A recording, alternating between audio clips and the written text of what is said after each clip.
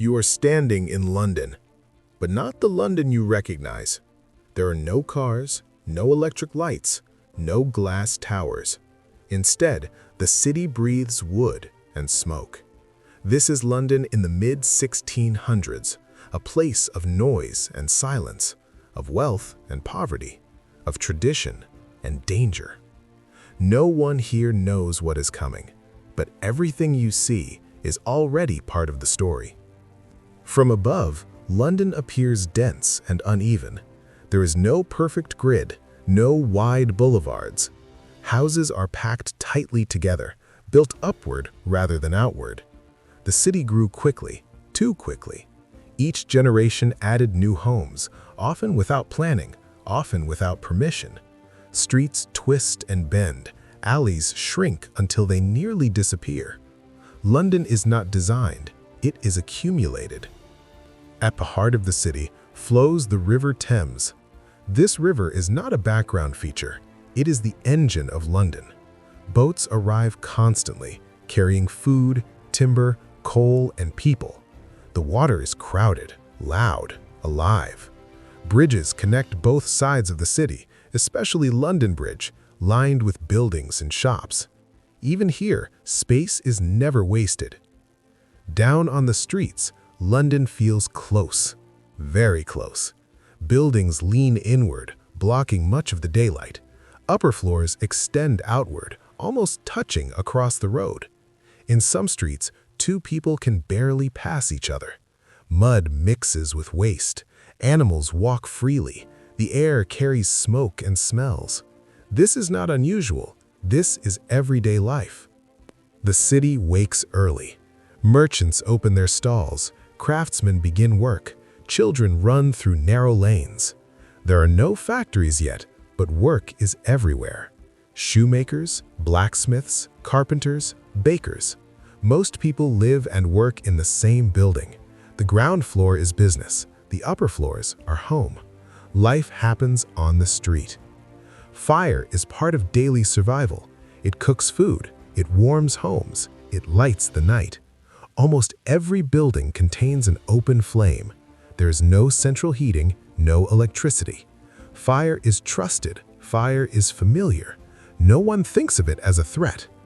London feels permanent, unchanging. But beneath its wooden walls and crowded streets, danger waits patiently. The city does not know it yet, but London is ready to burn.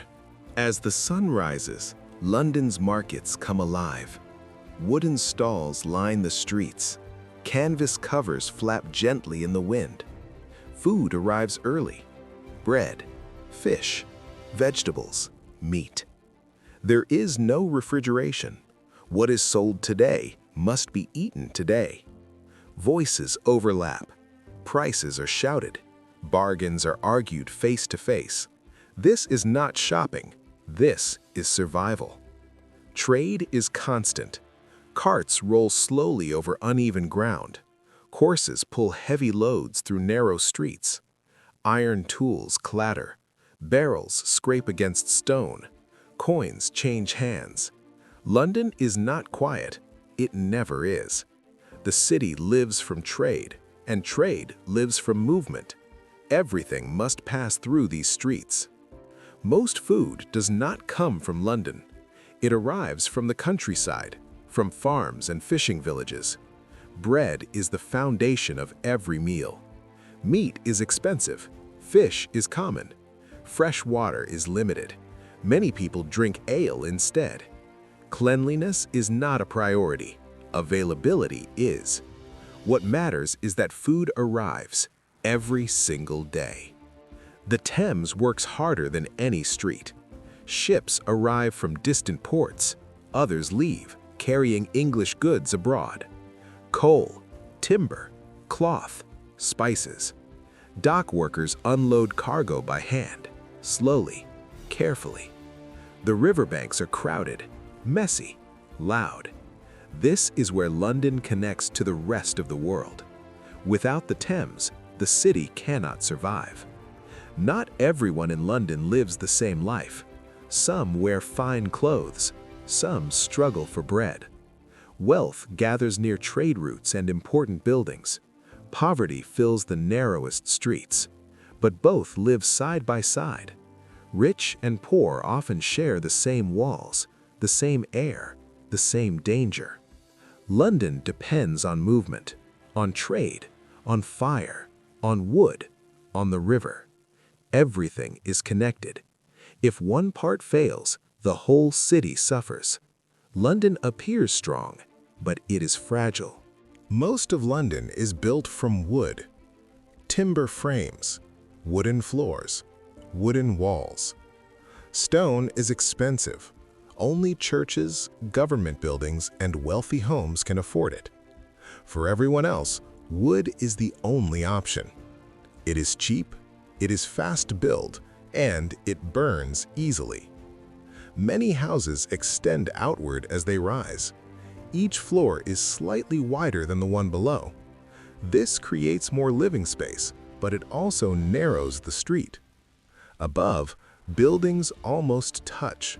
Below, darkness remains.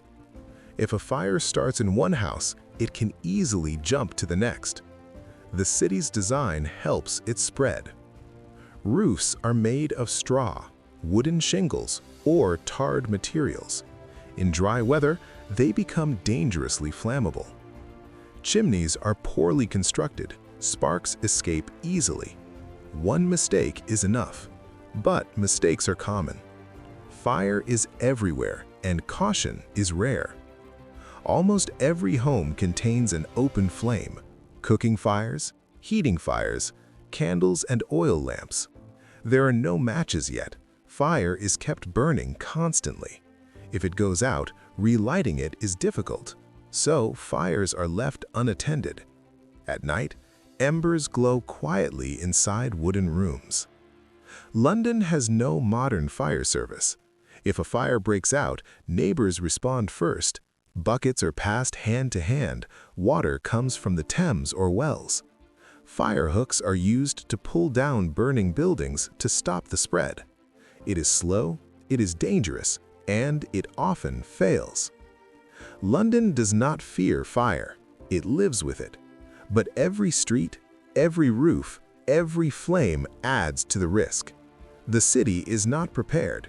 It is waiting. As night falls, London begins to slow.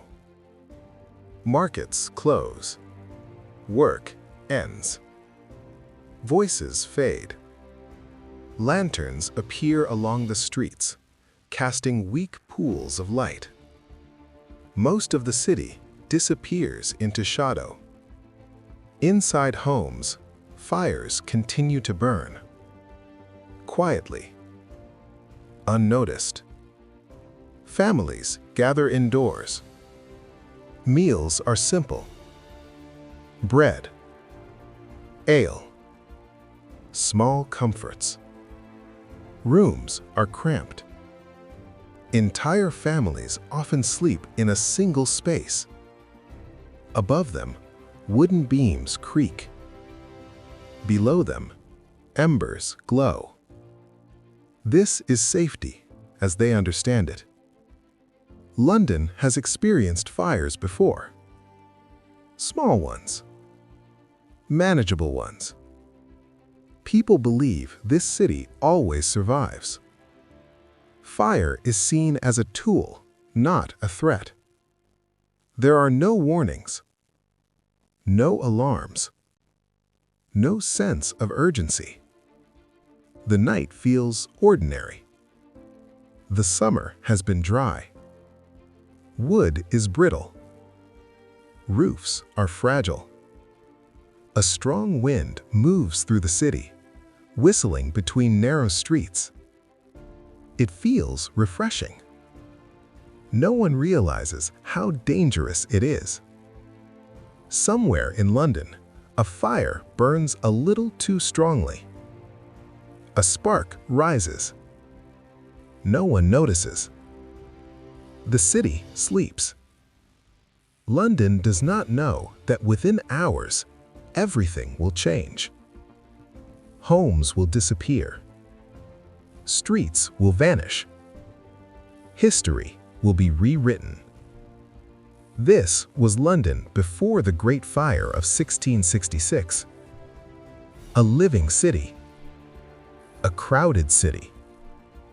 A vulnerable city. What you have seen is not legend. It is life as it truly was. History reimagined.